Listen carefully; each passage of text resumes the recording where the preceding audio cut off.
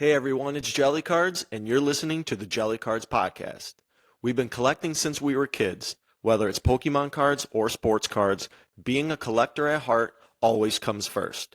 You can listen to all our episodes on Spotify, Apple Podcasts, and YouTube. And if you are enjoying these topics, please give us a rating and a follow on both Spotify and Apple, and subscribe to our YouTube channel. So, if you are ready, we are ready. Sit back, relax, and as always, keep spreading the love of the hobby from your friends at Jelly Cards.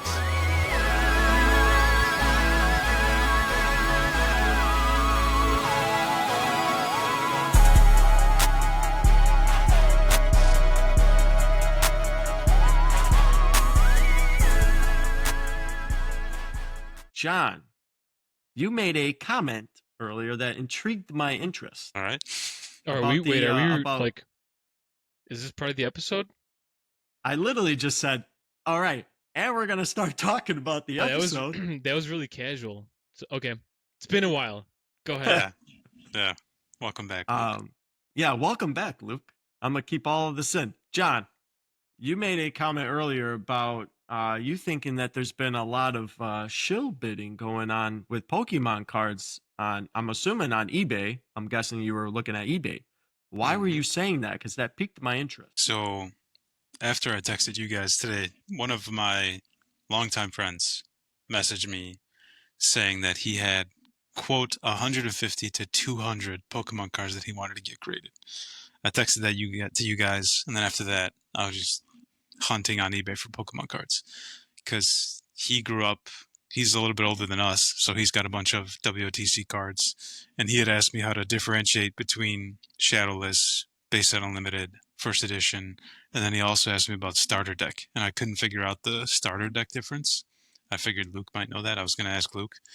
But anyway, after he texted me that, I was like, I went on eBay, I was looking up Shadowless, First Edition, PSA 10, Shadowless, First Edition, PSA 8, Shadowless, First Edition, Charizard, Base Set Charizard Unlimited.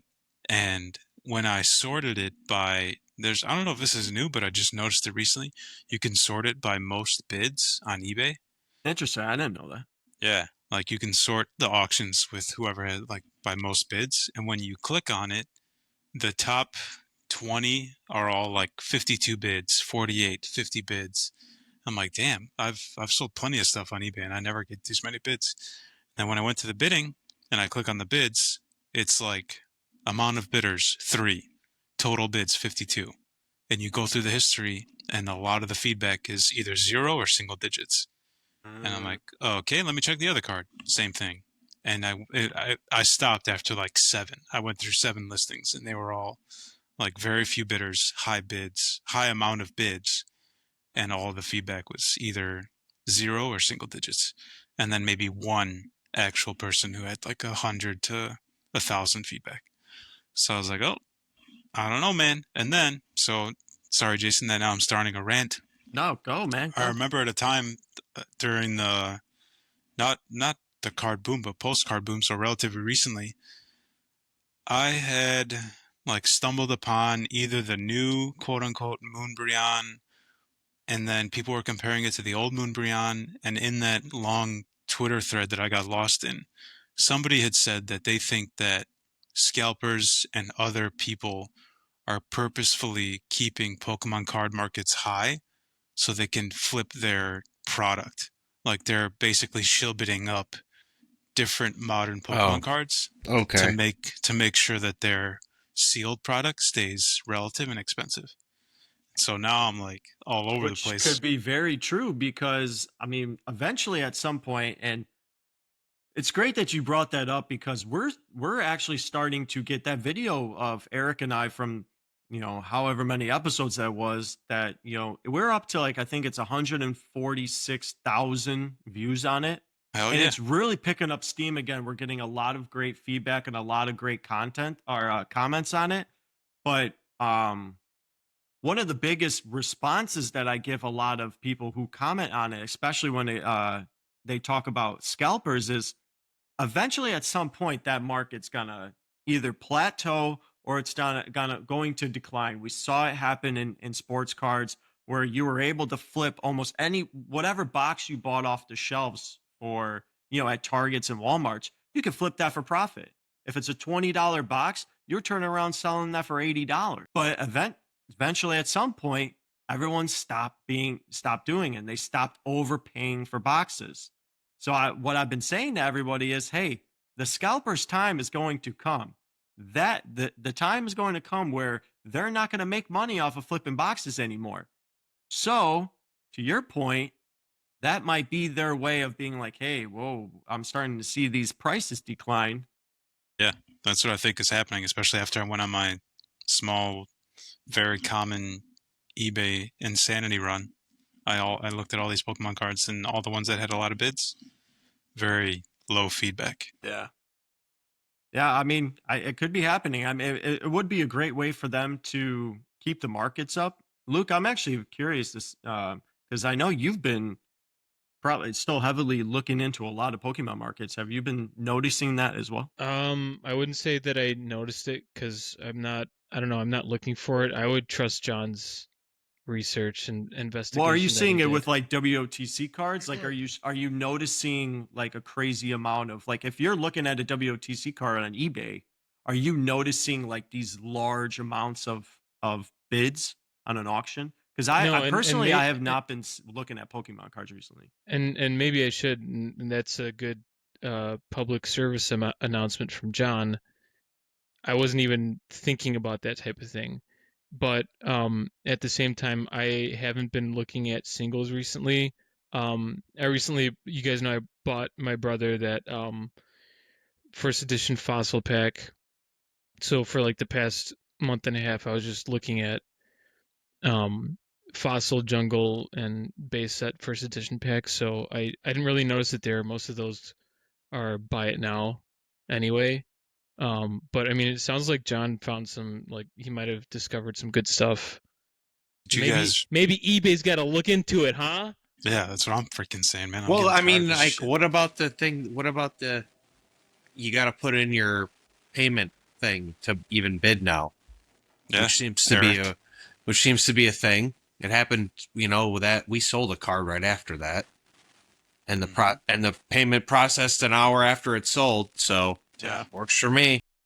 I mean, no, I think that's exactly, if eBay wants to get away from all the shill bidding, which, I mean, it's probably got to happen like all the time on eBay. I'm guessing everybody probably shill bids like product up. I'm assuming that's just something inevitable to keep off the site.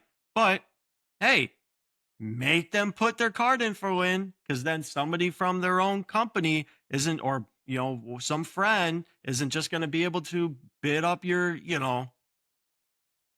hey, I'm just going to put $500 on and hope that, some dumb is going to bet, or put a max bid of 501 thinking that they're being smart.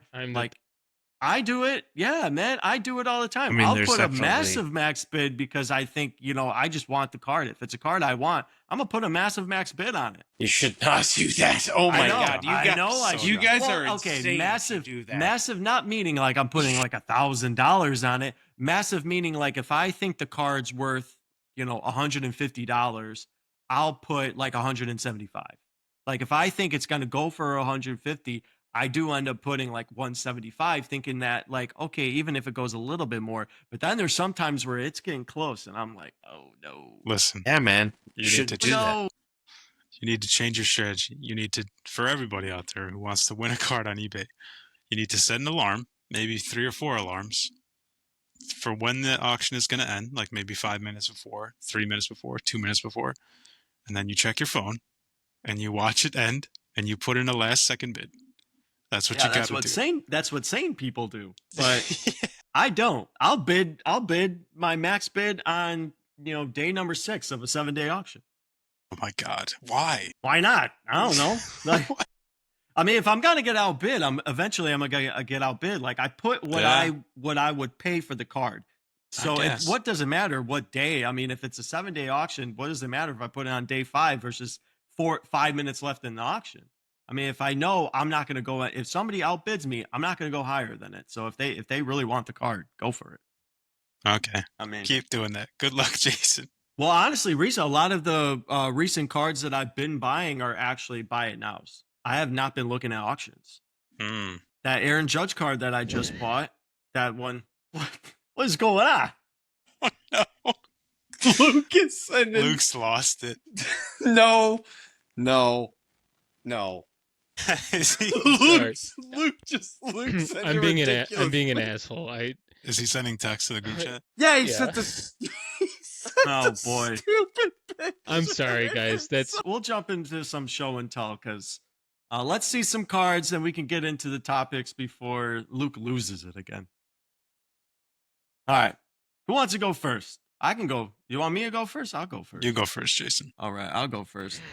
So I'm gonna show off a graded card that I have. It's for my own PC card, and it was actually one that the card that I got sent was an accident. Well, no, I don't necessarily think it was an accident, but it was not the card that I originally made an offer on and paid for. They sent me a different one.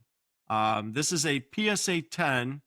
And the one I originally made the offer on was an SGC, like I think not. Oh yeah, I on remember the old this one. in the group text. So That's funny. I'm gonna show off my. Where am I? My Luis Gonzalez rookie card Nice. that was supposed to be one of the old labels of the SGC 10, which was an SGC 98, but they sent me a PSA 10. Bastards. Yeah. Ruining my collection. How dude. dare they? How dare they send me a PSA 10? But I mean, at least they sent me a gem mint grade. So Luis, this was one of my cards that I was really searching after. I really liked the 1991 Topps cards. Luis Gonzalez wasn't Topps traded. He wasn't in the regular Topps set, but in the words of Eric, I know he likes to say, he'll probably say Luis Gonzalez, Hall of really good players. Me personally, I think he should have been a Hall of Famer.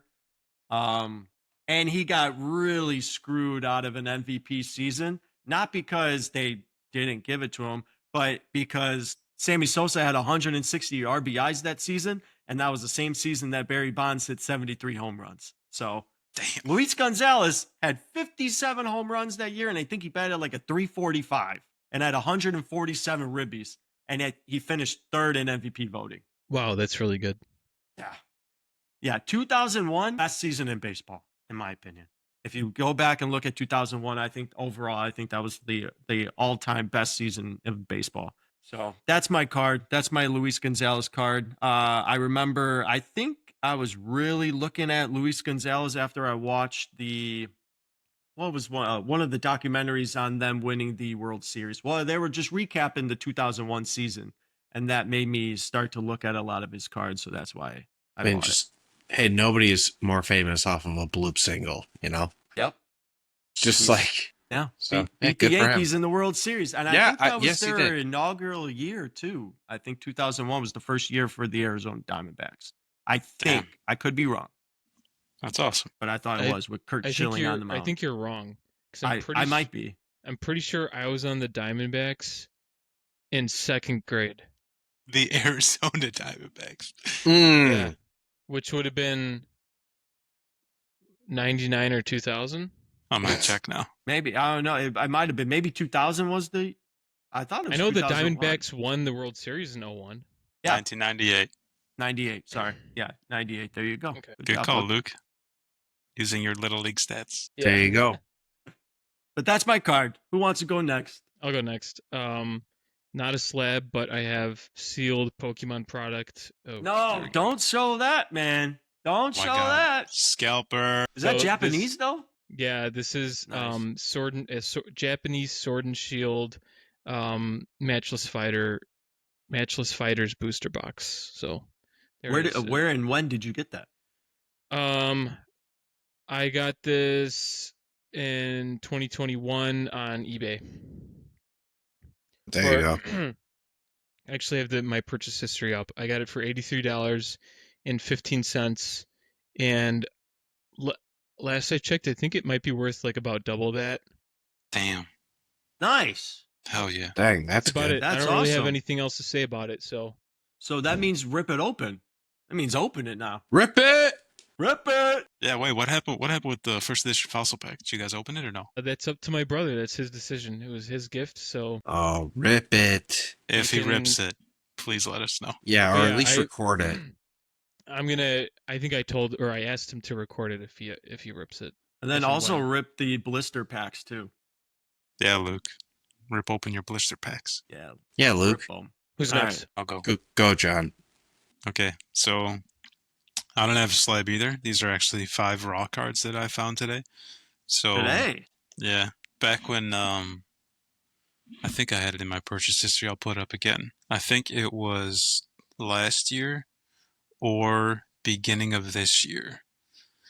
I was buying into 2024 Topps Chrome, and I was buying into PCA / Cubs / Nico / Shota spots. And I think, if I'm remembering right, I'm still scrolling. I bought into a 5 monster box case break of 2024 Topps Chrome. And I bought the PCA spot for, I think, maybe $98. Yep. I bought the Shota spot for $82. That actually is higher than I would have thought it would. Yeah. But this was, September 2024. I bought these guys, and I went through my boxes today just looking for stuff because my buddy messaged me about grading Pokemon cards, and I was looking through cards to see if I could send cards for grading, and I found these. So I got 3 X-Fractor PCA rookies. Nice. Are you going to send them off? Yeah, I'm going to grade all of them. I don't know. Honestly, I've been looking at them. I think maybe one has a chance to gem. I'm hoping the other 2 get 9s. And I got 2 Shota X-Fractor rookies. Wow, that's a crazy that you got that many X-Fractors. Like, I thought those were supposed to be more rare to hit. I think they are pretty rare. I think if I remember right, I'm going to be dead wrong, but I feel like it's maybe 1 or 2 per box. So to get PCA and Shota really made my day. So you're sending all of them, even the Shota ones? Yeah, I mean they're mostly going to be PC. If more than 1 gems, I'll think about selling it, but I kind of doubt it because obviously you guys know how much I love PCA. And oh my God, shout out to I went to that Cubs game. I went to my first Cubs game of the year. Cubs vs. Sox, and ever since Seiya hit that sac fly, and I was sitting right by like the on deck circle for the opposing team, the White Sox. Seiya hit the sac fly. PCA sprinted home, sprinted straight past everything, and came right where I was, and we fist bumped. And you got fisted by PCA. Yeah, on live television. So Cool. Well, that's yeah, why they cut it. that was the highlight of my going to baseball games career. So shout out to our friends That's awesome. Deanna and Brian who got us those tickets. Best tickets I've ever had in my life. It's called the 1914 Club, and so you get to the game like an hour early. Everything is underneath home plate. It's all you can eat, all you can drink. Even as like you're walking up to the stadium, Wow. they have like Cracker Jack and popcorn, peanuts, all that stuff you can just grab. Cokes, water, beer. Just, like obviously you get ask for the beer, but yeah, it was such an amazing experience, and thank you to our friends again for getting us there. But anyway, That's awesome. yeah, I got some cards I want to send thanks to my old buying into breaks on eBay. Eric, what do you got? Eric, Well, wrap I us mean, you up. kind of sort of stole my thunder. Oh, damn. I mean, That is these are. nasty. I'd rather. Hey, if you get 2 10s, I'll trade you. Okay. What is it? What are Is you that an holding up there? update or Yeah, it's the update. It's So the update. is that the Chrome. one that says the rookie debut at the bottom? Yeah, Who's Okay. the player which is actually 9/11, which is crazy. So for our it's listeners? PCA. Pete Crow Armstrong. Pete Nice. Crow Armstrong. It's a Blu-ray wave refractor. What's the cert number on there? Why? You I want trying to to know the population. you trying to copy it? Yeah. Why? I want to know how many 108. there are. Okay, 108 290 224. Let's see. Oh my God. Say it again. Okay, I was going to say, is it 108 top one? 290 224. Boy, What happened? Is it not coming up? it's not. Wait. Oh God, Jason, you try because my thing says, "Oops, something isn't right." I think PSA's website might have been messing up because I was trying to look up that's stuff. happened to me before. PSA's website also sucks. Damn. Okay. Yeah, we could check afterwards. But I think something because I was trying to look up like card reports and stuff before we started recording, and it kept just saying like, "Oops, can't load the page. Oops, can't do this," even though I was literally just on it like 2 seconds prior. So I think it might be PSA's website. I was just trying to. I mean, there's probably also You're like, trying to embarrass me. I get it. No, I was Yeah, trying you're to tr- like. I was trying to fluff up your card because I'm pretty sure the pop on that's got to be pretty low. It's only numbered out of 150 and it's PSA 10. It's fucking awesome. Speaking of a pop one, and I was telling you this briefly before Luke and Eric joined the recording. I received, speaking of PCA, I received an offer today for a SGC 10. But yeah, it's his Topps Chrome Correct. rookie. Yeah, it's Topps Chrome rookie, the numbered out of 150 blue, but it was the logo fractor, which I remember you saying you do not like those logo fractors, John. I'll buy it. Personally, I actually like them. I like the look of how the MLB logo looks on the card. Granted, I don't know how that sells like to collectors and people who are buying into those kind of cards. So like I don't know because it's an out of 150. I'm like, okay, so it's kind of a rare numbered card. PCA's having a really great season. But are people going to necessarily look at that and go, I don't want the logo fractor? I mean, granted, too, it's an SGC 10, but it's a pop one. It's the only SGC 10 graded. There's only actually 2 of them graded by SGC. The other one's a 9.5. So they sent me an offer, and I'm like, I don't even know how to price or like what I can like what's a good offer to send because they sent me one. I looked up a PSA 10. The last one was sold was in March for $71. So I'm like, okay, we're now headed into June. I don't like. So I didn't send an offer back or I didn't counter yet. So do you remember what the offer was? Like money yeah, wise? the original listing was $159.99, and then they sent me an offer of $139.99. So I actually still kind of think it's a little high for an SGC. The Aqua PSA 10, numbered out of 199, I think, maybe out of 299, just sold for 138.50. Okay. So, all right. FYI. So yeah, I'm looking it up just to let you know that. Yeah, people. What the hell? He's having a great year. PSA 10 or SGC 10? PSA 10. PSA 10. Okay, so it should be lower. SGC so it should be for lower. The first time in a long time. I think that's a great segue into the topic. What we finished on last week. What happened? It's sold. Your card's gone. Yeah, way to go, Jason. Whoopsie. Are you kidding me? No, it's gone. It says it's sold today. PU7288. Shout out to PU Stinky Boy. Sold his card to somebody not Jason. John, it's a pop 4. Oh yeah, it's gone. Oh shit, yep, Eric. it is gone. Yes. All right, I'll make that trade when I get my PSA. No, I feel like it's a dumb trade. Yeah, boy, that's awesome. But I just want because I know it's not the real rookie, but still a rookie. I added it to the. I haven't even had a rookie card like that. Honestly, I'll probably just end up buying. I'll probably just end up buying the top 16 PCA. Hell yeah. So, the app still works, guys. The website might be shitty, but the app works. That's cool. Hell yeah, good shit, Eric. But yeah, I do want to segue into that using PCA because I do want to talk a little bit more about what we finished on last week's episode. And it's great that Luke is on this episode because, yeah, I would like to hear his opinion on it. But we were talking about players. If we can go back to 2020 when we formed Jelly, or even before that, if you can go back, prior to 2019 when, cards weren't really like just, the forefront of everybody's life right now. What one player would you consider buying into, or that you wish that you would have bought into if you wish you would have sold their cards? And I said Aaron Judge because that's my own personal opinion. I am a fan of Aaron Judge, and I thought that would have been a great one. I obviously know Shohei Ohtani is a great, great answer, but I do want to kind of get your guys' opinion other than Shohei, other than Aaron Judge, who I think obviously are the top 2 baseball players, possibly even, 2 of the top players that you could buy overall in the hobby. Let's name off some players. Let's name off some players that you kind of wish that, man, if I can go back, I want those players. Luke, you had your mouth open. You want to say something? Yeah, I was just thinking that I wanted to tweak the question because the easy answer would be like, okay, just let's list the top 10 players, and those are the ones that got away. But I wanted to tweak the question to be more like, which player would you have wanted to buy in because you were already thinking about buying that player, but you just never pulled the trigger.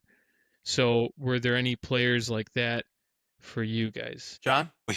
I mean, I know you said Ovechkin, and when you said Yeah, that's a Ovechkin, good one. Start there. I mean, that like talk more about your sorrows.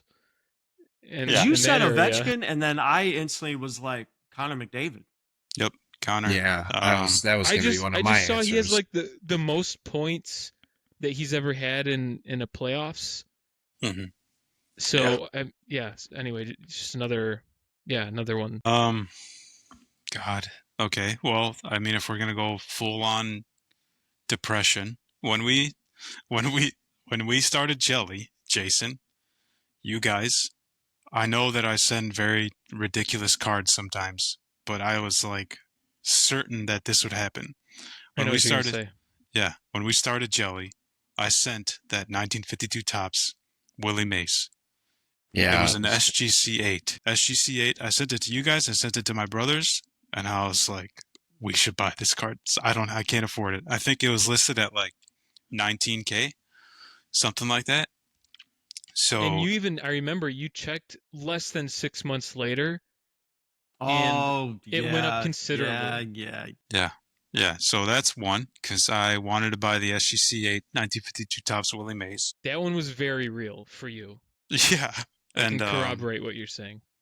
that's one. I guess if we're talking even pre-Jelly, there's so many cards that I passed up on. Like going back to when I used to go to the Edison shop with my brother and our friend Dave. I remember, man, I'm going to go on a long story here, but let's go with a few cards. First card, 1953 Bowman Mickey Mantle. I think it was graded like a PSA 7. I don't remember what the price was, but I passed up on it. It couldn't have been more than like maybe 2K. It's worth a lot more than that now.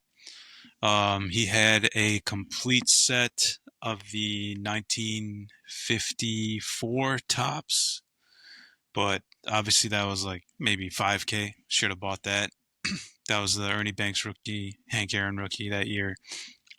And then I'm fast forwarding through a bunch of cards just to get to my like most depressing statement. Towards the end of their run, it was called Ballmart in Addison, Illinois. If anybody has ever been to Ballmart and you remember them, I mean, please reach out because I miss those guys. I hope they're still around.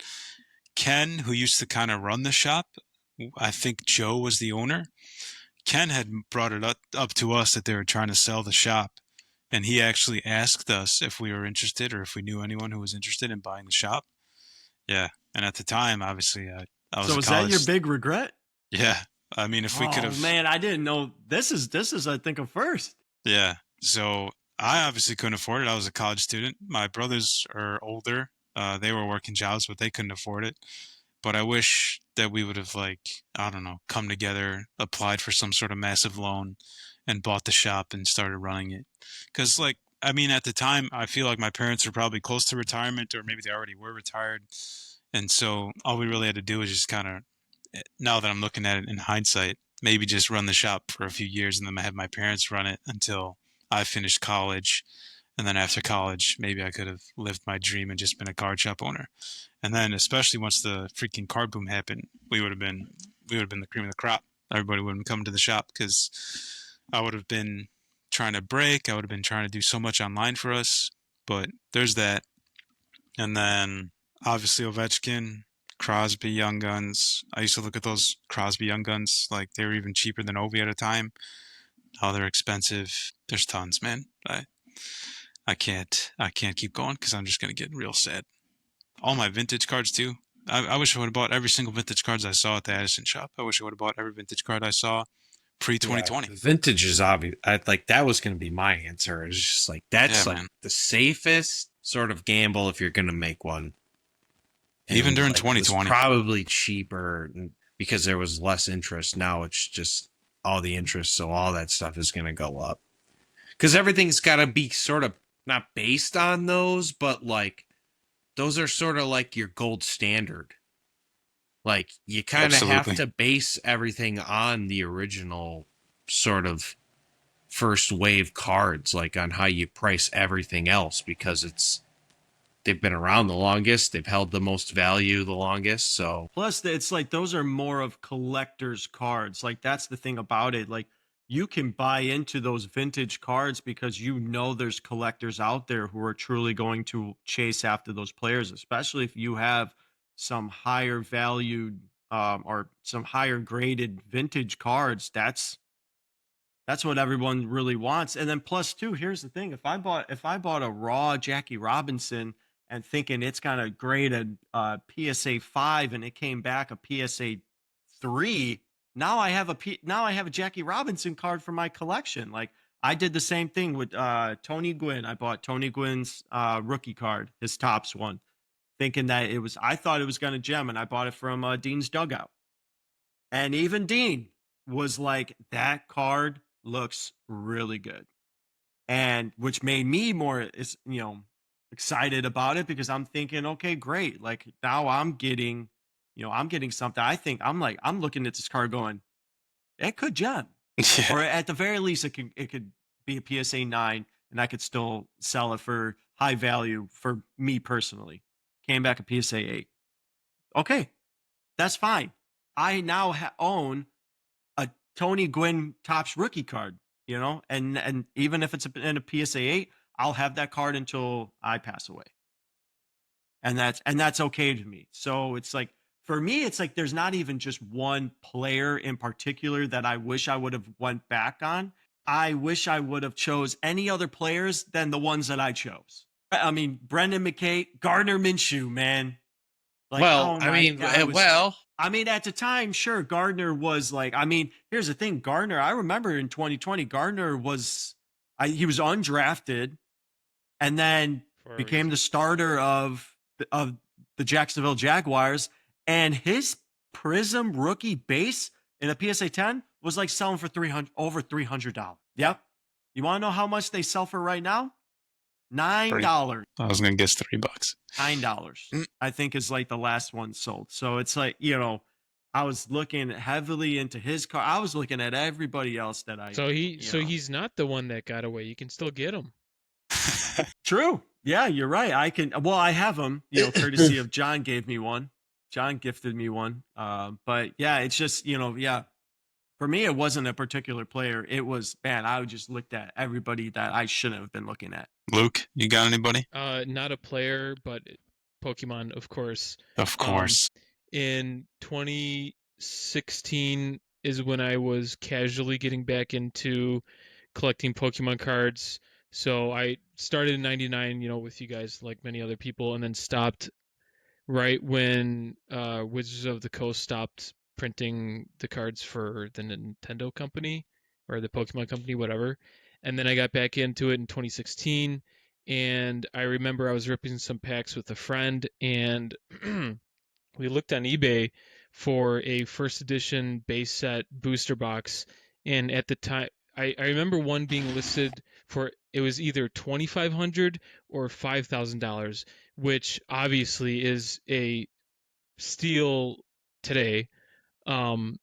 And I didn't have the money at the time, so I couldn't buy it. But I was still thinking about it. Like I was thinking about, borrowing some money from from family or friends. I mean, I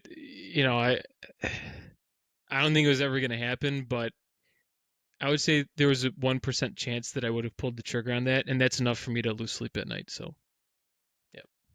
So now that you were talking about Pokemon, and so there is one that got away from me, and I just looked it up. I'm like, well, let me see, because it's been a while since I looked it up.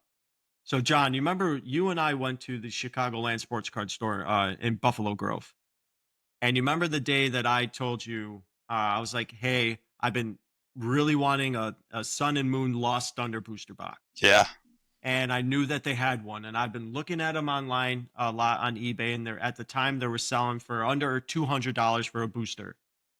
And I was like, okay, I'm gonna go to the shop. I know they have sealed Lost Thunder booster boxes. I'm gonna get one. Granted, I would have opened it, but we went there, and I think there was like I think they were selling for like 270 or something. I went, whoa, whoa, whoa, what? And I went on eBay, and I was like, holy crap! Like they've gone up a ton. Like, well, damn. And I didn't buy one.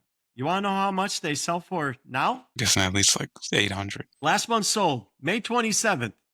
For $1,450. Man, see? And I could have bought one, and I was looking in 2020, I was looking at this booster box for selling for like $174 on eBay. Pokemon, And at the time, buy sealed product, hold on to it. and at the time, it was like, that was a lot for me. Like when I was looking at cards or like when I was looking at boxes, $174 to me was like, oh my, I can't be spending that kind of money on cards. Like, or I can't be spending that. But granted, I would have opened it. I would have bought it because I wanted to open it. But to Luke's point is, I should have bought two of them.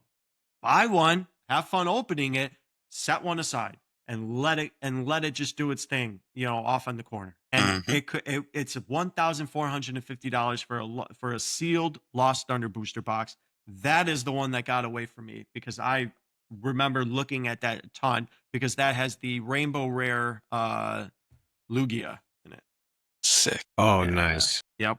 Yeah. So that one has that one. And also Mad Cargo. Oh, nice. Oh. So, if for any Mad Cargo Mass fans Cargo. out there. Yeah. That's Cargo. That's Cargo. Luke, Eric, what about you, man? Is there one player in obviously recently PCA is like, oh, cool. This was like right in front of our eyes. But here's the thing, though. PCA was 2020, so you could have. Yeah, right. I mean, PCA was like right in front of our eyes. Even the rookies were like probably cheaper before this year. Yeah. Also, well, he was a Met, though. Ant-Man. He was a Met. Ant-Man for sure. We probably should have stocked up on this first after the Cubs traded for him, just being Cubs fans, being stupid Cubs fans. Would have been the one time that it worked out for us. John, you did that, though. You bought into a lot of him. You bought into him, Kevin Alcantara, but I know you bought into a few of PCAs after the big trade. Yeah.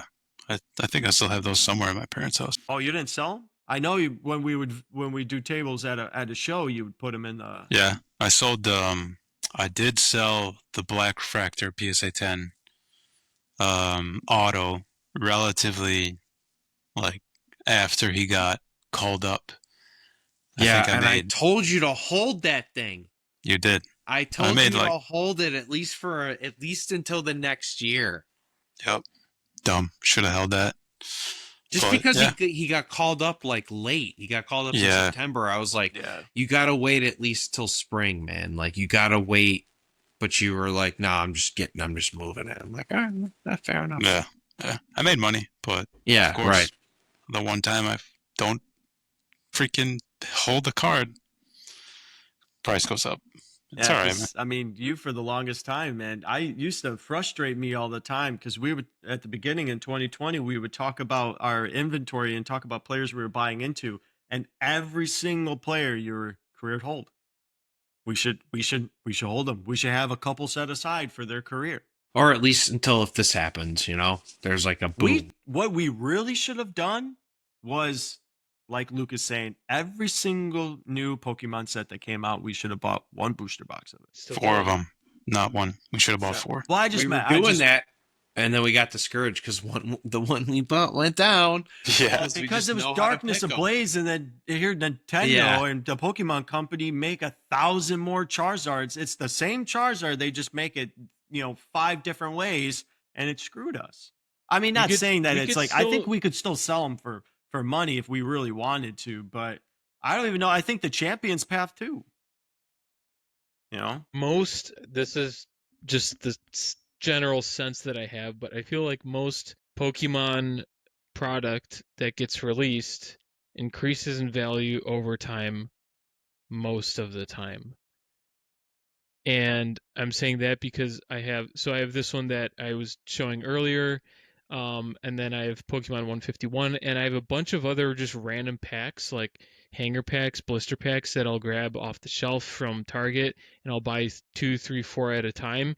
And I just got a stack of them, and the stack of blister packs or booster packs that I'm thinking about, I bought maybe a couple years ago, and now they've doubled in price, which doesn't seem like a lot of money when you're buying something for $4 and it goes to 8.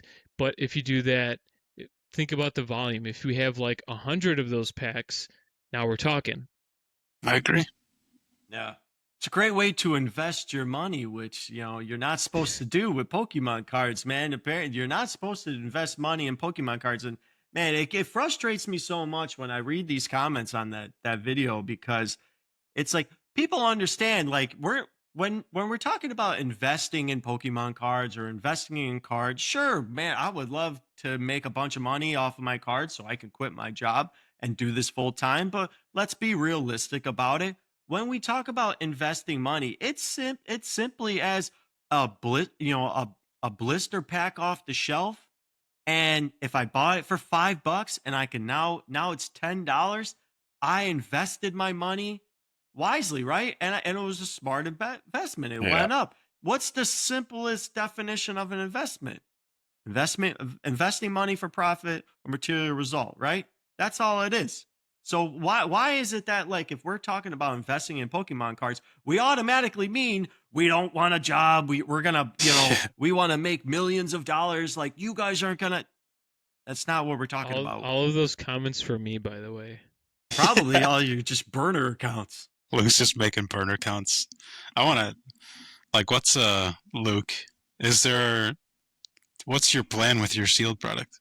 Is there ever going to be a number where you're like, okay, it's time to let it go? Because there's always a number. Or are we just going to keep holding? There's always a number. The inner John in me is coming out, and I feel like I just want to hold it for whatever I have for like for another decade or 2, maybe 3. We'll see. Yeah, that's the right answer. Good answer, Luke. I just can't wait. It's like, Luke, please, you gotta sell it. Too much effort to sell stuff anyway. Hey, man, preach. It's so much easier to buy stuff. That's where I'm at. Yeah, it's so much easier just to open it. Yeah. So much easier just to open and rip. Okay, this is how much. That's what I'm saying. Lazy piece of shit I am. Is I don't even know this dude's name, Cody Bellinger, when he was on the Cubs. Maybe I told this story before. I definitely showed the cards on a prior episode, but I bought 2 of his rookie cards. One of them had an auto grade 2, and all of them, both were 10s, and the one that had the auto grade was also a 10. So really excited about it, and I think Bellinger did well that upcoming year or whatever, and it was off of a recommendation from Jason. You were talking a lot about him that preseason, and I just never sold it because it's too much effort. Too much work to list it, ship it. I bought them for like $180 a piece or $200, something like that, and I could have sold at some point for a little bit of money, and I just didn't. So it's just easier. It's easier to buy Pokemon cards and just never open. Just hold them. I mean, it is like the safest route to go in the hobby. It sounds like you're the only one that's making money off of. Yeah. Well, I haven't sold any of it, so I haven't made money yet. But it's all sitting at, I'm assuming almost all of it's sitting at value. I mean, you're probably sitting at some type of value out of your product, even especially with, sealed Japanese. Like, that's great. That's kind of, not crazy, but it's a little surprising to me because, like I said, I bought this one for $85, and last I checked, I think it's about worth double. Plus or minus. But the only sealed Pokemon product that I've purchased that I haven't seen reach the my purchase price is a Vivid Voltage ETB. I bought it from Dean's, and I was like really excited about it. Paid too much money, and I just checked a couple minutes ago. I bought it for $70. And there are many listings on eBay, some of them for $70, some $80, $75, $68. So I'm like right about there, But moral of the story is, okay, I paid a bad price for it. I'm just playing the waiting game. I feel confident that it's still going to come up and reach the price that I purchased it at, and then even exceed that if I give it more time. It's got the chunkachew. That's what everybody. Yeah, It's got the chunkachew. chunkachew, man. And that, but yeah, the Vivid Voltage, I believe they did a massive like reprint of Vivid Voltage. Yeah, so there you go. But I mean, hey, I waited. I probably bought that like, gosh, I don't even know when it came out. Maybe 3 years ago, let's say. Okay, maybe I have to wait 3 more years and then I can make some money. Yeah, I mean, yeah, look at the Lost Thunder. I mean, Lost Thunder, I believe, came out in 2017. I think that's the year that it came out.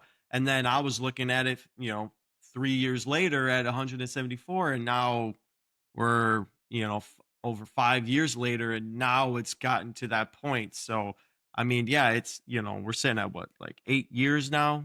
Like 8 years it took that to go from 107, from wherever it cost at the time that it came out to now. So it's like, yeah, you got to sit. And if you have the patience to do it, it's great. I do want to get to one final topic though before we wrap up this episode, because I thought about it and I wanted to get your guys' opinion, and I chose not to say something in the group chat because I knew I want to get John riled up. I don't want John just riled up right to start. Like, I want him to have a great time on the episode. We're just talking cards, we're talking shop, and then just wham, and then piss him off. Ruin his night. Yeah, I'm about to ruin his night. What So else is new? So talking about the Aaron Judge card that we recently just got for the Jelly inventory, it was a big pickup, and for me, I thought it was a really big pickup because that was it's a very unorthodox thing. It was a very uncommon thing for me to do. But we are now the proud owners of, once we get it in hands, of a BGS 9, a 2013 Aaron Judge Bowman Chrome Refractor, which I think is a cool card to have. I think, of course, we all, we fight over, Judge versus Ohtani, whatever, but we can all sit back and realize that, Aaron Judge is a pretty great baseball player. So, but my thing is, and what I was looking at and why I was really putting such an emphasis on wanting to get this card is it is 0.5 away from being a Gem Mint 9.5.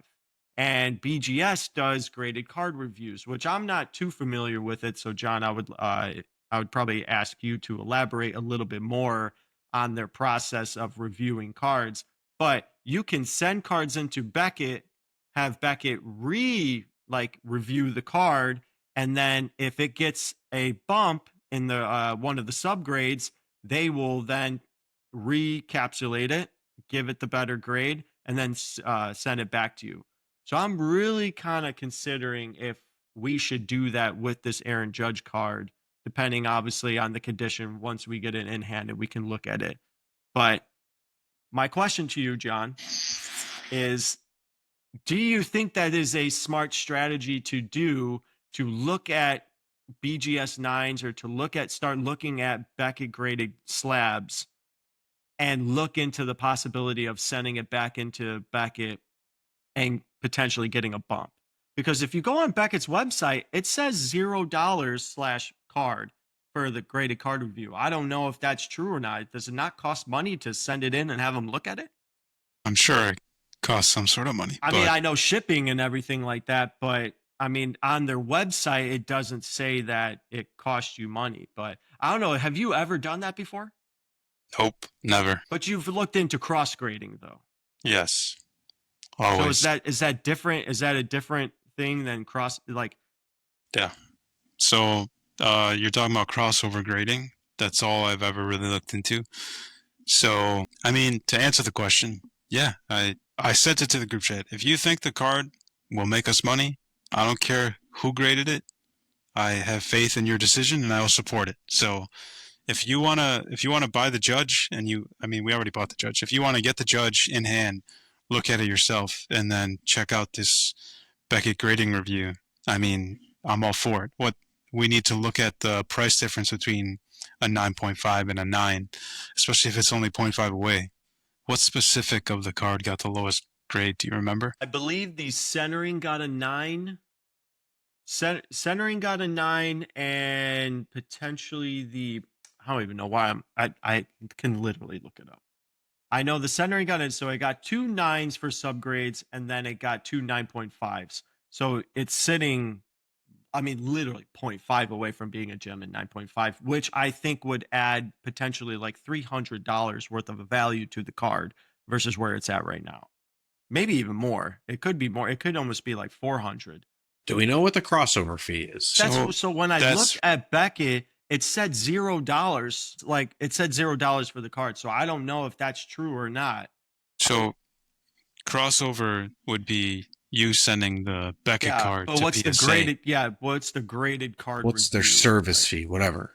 Yeah. I honestly am not sure, but Okay, centering got a 9, service got a 9. Okay, that makes me a little bit. I'm kind of looking at surface going. Yeah, exactly. I'm thinking of surface too, because obviously centering is like you can't fix it. But if it was corners, I'd be way less interested. If it was edges, I'd be way less interested. If it's surface, I'm interested. Because, okay, here's my, like, what I would do if I was, like, wanted to get risky in terms of graded cards and Let's get risky. looking outside of PSA. If I'm looking at BGS slabs, based on my like understanding of how PSA likes to grade cards from what people have told me many times and I just hear and read everywhere, PSA is super strict about corners and edges. Like if your corners are dinged, that's almost like a 2-grade knockoff. If your edges are like screwed up, they hate the card. It has no chance at a 10. So if I'm looking at BGS slabs, I like to look for BGS slabs that have at least a 9.5 corner grade. And if I could find a BGS 9.5 for, let's say, 60% of the value of a PSA 10, and I know that it's a sought-after card or it's like a nice parallel, I would like to buy up a bunch of those, crack them, and then submit them to PSA. And the reason I say that is because, again, based on the research that I've gone through and done myself, I've sent cards to PSA without cracking them and just asking for a crossover.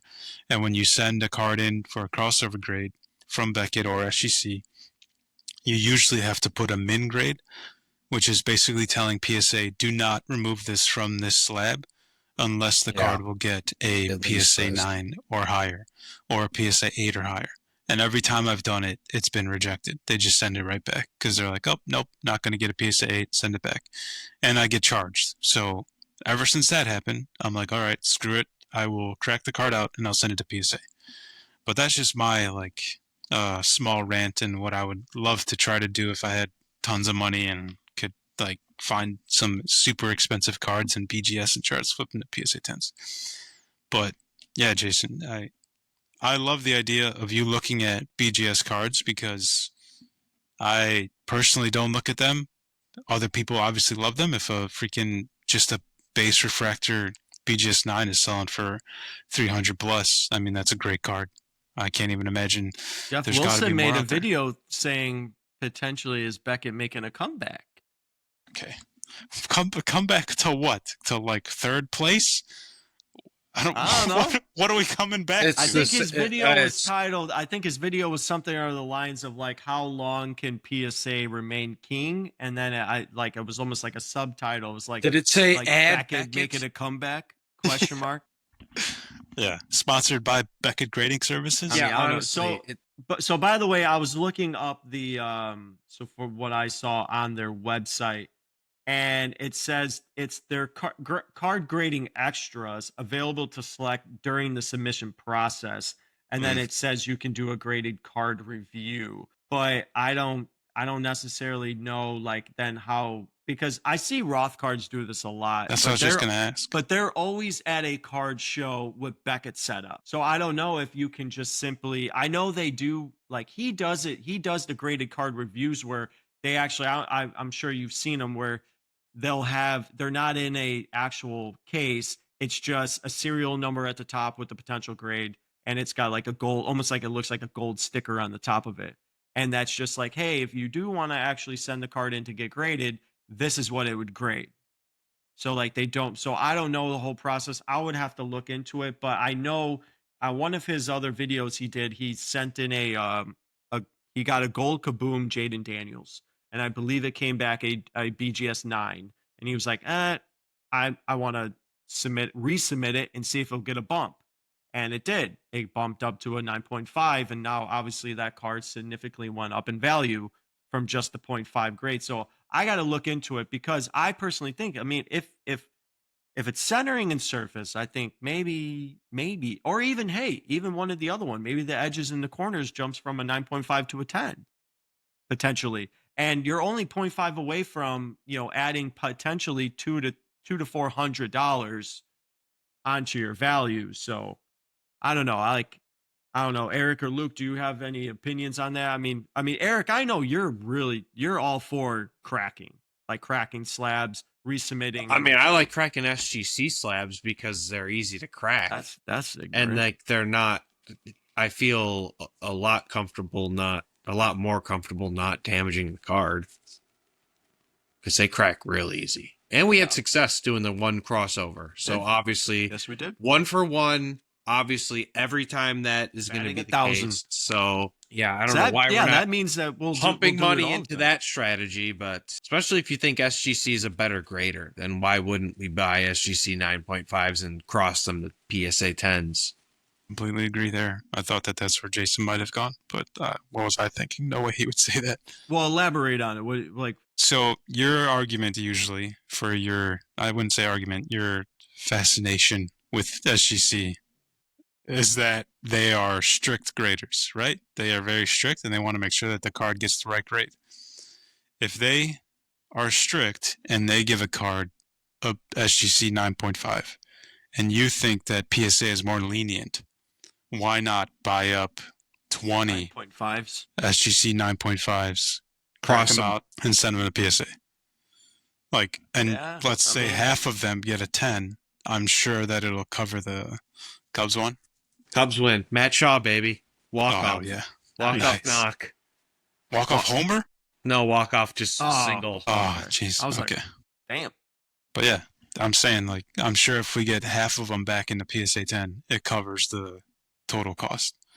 And whatever, I mean, if they get 9s, we've talked about it before, an SGC 9.5 is essentially a PSA 9 now. At least that's what it feels like. Yeah. Should it, Yeah, in value. your defense, Jason, should it be that way? No. I think the SGC 9.5 should be worth more. Yep. But the way the hobby is, I'd rather buy 9.5s and crack them and send them to PSA and then get a bunch of 10s, make a lot of money. Well, that's why I've always said, too, about GMA. And Luke will like that because I've always thought, Jesus. what if we bought GMA 10s and did a crossover? Listen, I mean, Alan's waking up like, what? his ears are ringing right now. Yeah. But I always thought that too, like with GMA cards, let's see how how they do in grading their slabs, At that and point, let's just cross, buy the card raw. No, Luke. We want to crack. Yeah, It's Eric so wants to crack satisfying. slabs. It's really satisfying when you get that real crunch. Oh yeah, man, it's nice. Until a card gets ruined and you're like, ugh. Oh yeah, I mean that's for sure gonna happen. But we have I know methods for other man. cases. They're a cheater. The SGC case is really easy to crack. Like so easy that you could re-weld it, which is probably an issue. I agree. It's Yeah. a big issue. They need to fix that. Yeah. But you know what though, and we can end on this, and John, you can wrap it up. I think I might be turning into a Beckett guy. No, for fuck's sake. Why? I don't know, man. I just been looking at nothing but Beckett slabs recently. I just don't been, get- You know I what? just And don't you know get what's it. you know what's crazy about it is I actually am now starting to look at when I look at SGC slabs, and when I was looking at that PCA, and another big hesitation of why I didn't make a counter offer is because I'm like, it's SGC. Oh, Yeah, and I was like, you know what? It's SGC. Maybe, I think even though SGC does better in terms of overall numbers of grading cards versus Beckett, I still feel like maybe Beckett slabs are probably over the long run will be more valuable than SGC.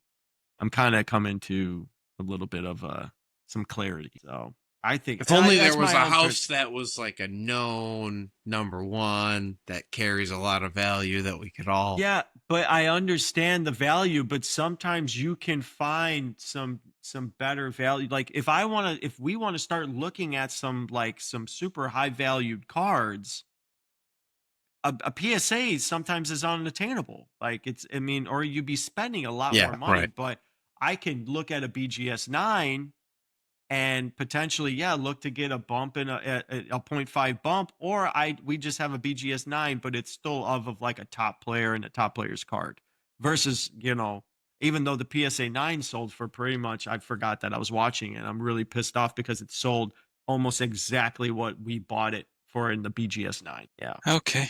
And we Wait, had two, and I forgot about it. I just Wait, say didn't that think again? people actually submitted to BGS. Like, Well, you got to think 2013, like that, Aaron Well, Judge yeah, was yeah, 2013. However, that card was graded in 2023. okay, well then there you go. But but again, when I look at certain players' years, like, or if I'm looking at a certain player and their rookie year is 2013 or whatever, like Manny Machado, I do look at a lot of Beckett slabs because I feel as if there's probably more Beckett slabs out there than there are PSA ones. So that's the only reason. It depends. It really depends on the year of the card, but yeah, we can end there, John. I just wanted to get your quick opinion on it, and what you John, kind of wrap felt it. about that, and you can wrap it. Okay. Wrapping it up / final thoughts. Kind of really quick, Jason. All of my, like a majority of my high-end vintage cards that I had, they were Beckett, and I sold them. My Jordan rookie, Beckett. Clemente rookie, Beckett. So, Beckett was once king. exactly. People submitted a lot of cards to Beckett because PSA was just, I don't know what the hell happened. Things changed. Anyway, yeah, final thoughts. This episode, we talked about what I don't even know. I'm like, We jumped around a lot on this Yeah. episode. We had our show and tell, and then we talked about players and cards and Pokemon cards, boxes, things we wish we would have bought, even prior to 2020, but even in 2020. I know you didn't want to talk about Ohtani, but if we would have all hopped on the Luke bandwagon or the train Yeah. and bought Shohei cards and held We them. all just would have ran train on Luke. Yeah. Oh my God, we could have had a much happier time in the hobby. I wanted to bring it up because Jason just loves to talk smack and loves to support his Aaron Judge fandom. Like it's wrong. Like it's It a is bad wrong. choice. Oh, okay. It is. Okay. Oh, okay. And, Yeah. He's only Here you go, he's only Jason. the best baseball player in the league, but Okay. whatever. April 16th, 2020. Here we go. Shohei Ohtani, Bowman Chrome Rookie Refractor, non-auto, PSA 10. Okay. $79.99. $80 in 2020. All right. He's I want so you to- pissed he's got to reconnect. I want you to guess what it sold for on March 31st. $1,000. 100x Sure. in 4 years, Okay. 5 years. Anyway, And was I don't remember saying like that was like, oh, that was a stupid. I wasn't telling you were wrong, right? You're just telling me I was wrong for buying into Aaron Judge, even though Aaron Judge's cards have gone up. But you're not nah, wrong. No, I'm just no, you pointing did out. say I'm wrong. You literally, we'll go back. I think he's literally trying to probably say like a that you're minute just ago. you're not wrong, but you're just less right. Okay. So, all right. And But he yeah. was wrong for not buying into Ovechkin. So, And I was wrong for not All buying right, Ovechkin. okay. We don't I was need to wrong. get personal. Not buying. I should have bought Judge. I Oh. should have bought Ovi. I should have bought Crosby. Should have bought Willie Mays. But yeah, that's what we talked about. Very depressing stuff when it comes Yeah, to the John hobby. doesn't buy enough cards. Yeah, I buy. yeah, I you buy a definitely lot need of to cards, be buying more cards. and I buy the wrong cards. It seems. But I want you to get back on your vintage kick. yeah, ever since Jelly started, I feel like all I've done is lost money. All of my card investments are negative. all I Bye. do. Welcome. Buy Pokemon. That's buy right, it. man. Buy it. Me too. sealed. Buy sealed Pokemon. Wait 3 years and then sell. Yeah. Maybe by yourself, but with us, Yeah. buy the wrong I side. better not- Yeah, No, maybe better it's not buy. maybe it's us. You always say like, "Oh, I got you guys into the hobby." That was but you just might chose Yeah, we are just a two or three really bad bad people. we're just a really bad combination of dumb. No, man. We have a lot of good choices too. So I'm not gonna let that be. Let's just get into vintage. Okay. Let's- Anyway, Let's get into let's vintage. wrap up the episode. Thank you everybody for listening. We talked about our sorrows in the hobby, and then after that, we started talking about how really quick we talked about the shill bidding in the Pokemon cards market. I noticed that. I don't know if other people out there are seeing it too, but I guess like Luke said, just a service announcement.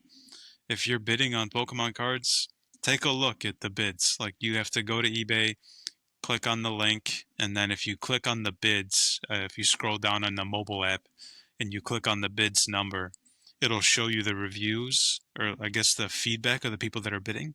And usually it's going to be either 0 or single digits. If you see a lot of those, a lot of the 0 review and single digit people bidding a lot, that tells me that it's being shill bidded, meaning that people are just bidding up the card to make sure it goes for a super high price. That turns me away. I immediately kind of like try to look for a different card, or I go to buy it now so I can find a better value.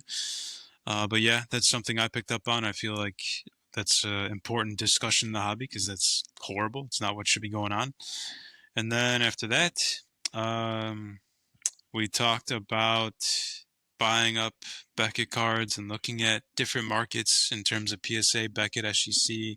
Never really talked much about like HGA and the other grading companies. HGA is not CGC. even like a thing right now. CGC though, I know that they're pretty Yeah. prominent in the Pokemon card world, so those are other grading services you can look at. And the moral of the story is that if you find a graded card and you want to buy it to make money, if you think it's going to make you money, go for it. And I support it. I support your guys' decisions all the time. I know that we joke that like that we just joke that we suck and we're all stupid, but nah, man, I have faith in us. I have faith that we'll make good decisions. Maybe we didn't buy Judge or we didn't buy Ohtani when we should have, but I'm sure we'll find cards that We did buy Brendan McKay. yeah, we'll find some cards along the way that will be like, hell yeah, this was a good pick. This was a good buy. Really And we'll, got into those Luis Robert cards. my God, yeah. Anyway, As long as that thank you, Bernard everybody. 1/1 doesn't get pulled and it's sitting in that box I have. Could you imagine, man? See, that's oh my God. We have to have a hockey episode because I'm very serious about buying multiple cases of Bedard's Young Guns a year. Because If they're they're like, still out there, I would maybe do it to they're red. the cheapest they've ever been, and I feel like we should buy Let's them rip. before it's too late. Let's Okay. rip. Anyway, All right. I'm doing a horrible job wrapping up. Follow us on Instagram, X/Twitter, YouTube. Please subscribe to the YouTube channel, Jellycards, JELICARDS. You can listen to the Jellycards podcast on Apple and Spotify. If you enjoy the podcast, please follow us, rate the podcast. We would really appreciate it. And yeah, as always, keep spreading the love of the hobby. From your friends at Jellycards.